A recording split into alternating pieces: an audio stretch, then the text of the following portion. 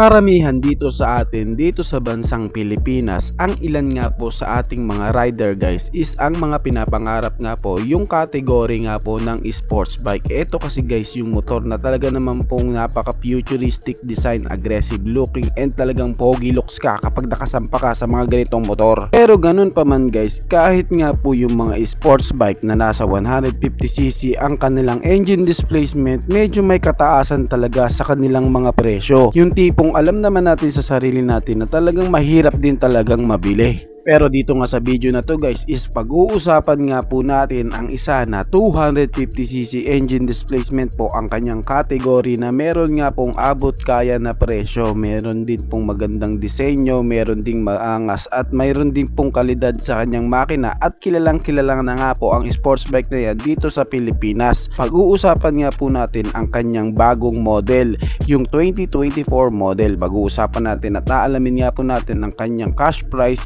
ang kanyang down payment, ang kanyang nga pong monthly at kung magkano nga ba ang kanyang rebate at aalamin pa nga po natin ang kanyang specs, features at ang buong detalye nga po at information may kinalaman sa sports bike na ito. Kaya samahan nyo ako guys na pag-usapan ng sports touring bike na ito. Pero bago yan, baka pwede naman na pa-subscribe ng aking YouTube channel. I-click mo na din ang notification bell para maging updated ka na rin sa mga susunod na video na gagawin ko. Guys, baka pwede naman na pa-like and follow ng aking Facebook page. Nasa description po ang link. Kaya make sure guys na tapusin nyo ang video na ito para malaman nyo ang information may kinalaman sa motorcycle na ito.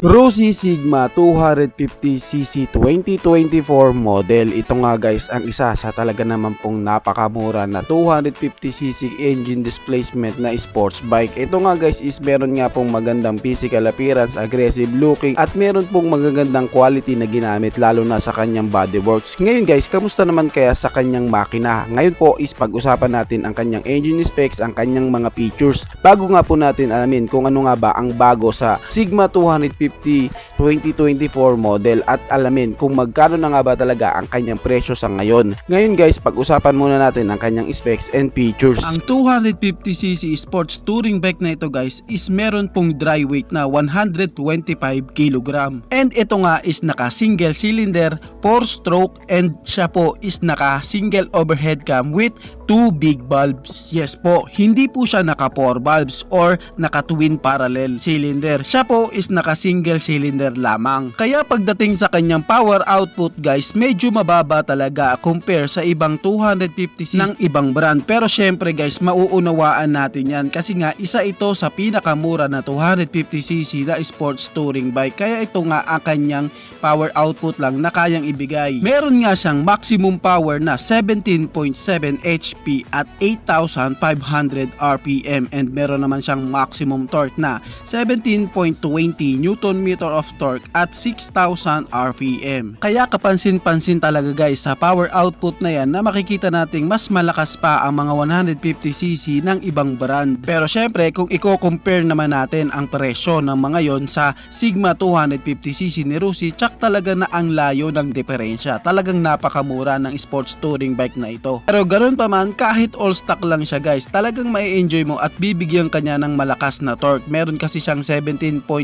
Newton Nm of torque at 6,000 RPM. Kaya talagang hindi ka mabibitin sa sports touring bike na ito sa ganitong performance. And syempre, pwede talaga siya sa beginner.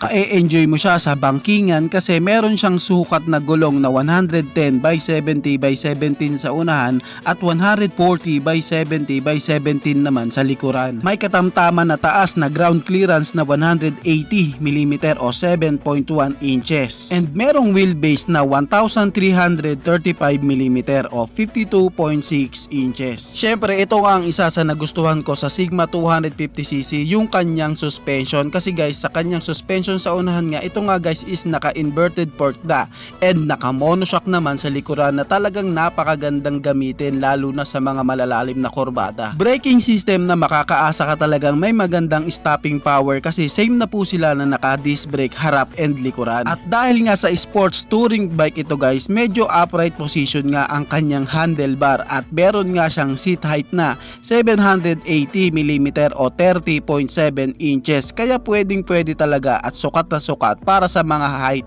ng Pinoy. Syempre, kung balak mo namang ipang long ride ang sports touring bike na ito, si Sigma 250cc ni Rusi, naku, pwede din kasi alam nyo ba na meron siyang fuel tank capacity na 12 liters. And syempre guys, siya po is naka-carburetor type pa rin po sa kanyang fuel system and naka-air cooled engine. Isa pa sa nagustuhan ko kay Rusi Sigma 250cc is yung kanyang pairings guys, yung kanyang bodyworks talagang matibay po. Alam nyo ba na ang Sigma 250cc ko is akin pong pinang-race track at ilang beses na po akong sumemplang doon.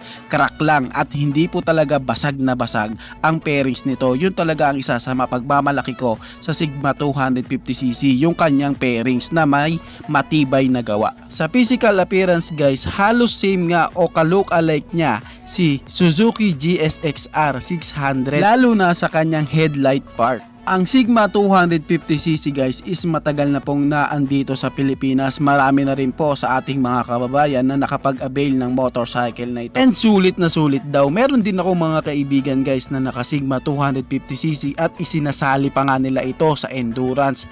Pinangra-ride sa malayuan. Kaya masasabi din talaga na matibay ang motorcycle na ito. Nakadepende na lang yan guys sa rider. Kailangan mo din naman talaga kasing ingatan kahit anong brand pa yan. Ngayon guys, magkano na nga ba ang presyo ng Sigma 250 2024 model? At kita din guys na sa kanyang engine specs at iba pa nga pong bodyworks is wala naman po talagang nagbago sa kanya. Ang bago lamang po sa kanya is yung kanya nga pong decals. Pagdating nga po guys sa kanyang cash price, nagkakahalaga nga po ang Sigma 250cc 2024 model ng 93,000 pesos. Sa kanya namang down payment na 7,000 pesos. Ang kanya naman pong monthly kapag 3 years nyo nga pong babayaran, ito nga po ang kanyang monthly sa 3 years, 3,780 pesos. Sa 2 years naman po, ang kanya naman pong monthly is 5,055 pesos. At kapag 1 year naman po, ang kanyang monthly naman is papatak ng 8,890 pesos. At meron nga pong rebates ito ng 300 pesos kapag updated nga po ang inyong bayad. Paman, nakatutuwa sa isang rider na ang kanyang presyo is abot kayang motorcycle lang ang kayang makuha, then pwede mo ma-avail ang 250cc na ito, si Rusi Sigma 250cc. Kayo guys, ano ang masasabi nyo sa motor na ito? Paki-comment naman ang inyong reaksyon. Maraming salamat po.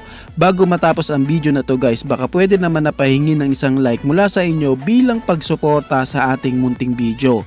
Maraming salamat po. So pwede mo na rin i-share para din malaman ng iba nating mga ka-rider. Sa tingin ko guys is dito ko na lamang po tatapusin ang ating vlog. I hope na nag-enjoy kayo sa aking hinandang video para sa inyo. Pinasisigla ko din kayo guys na i-subscribe ang aking YouTube channel. I-click mo na din ang notification bell para maging updated kayo sa mga susunod na i-upload ko. So dito ko na lamang po tatapusin. Maraming salamat po. Ichi boy. Thank you.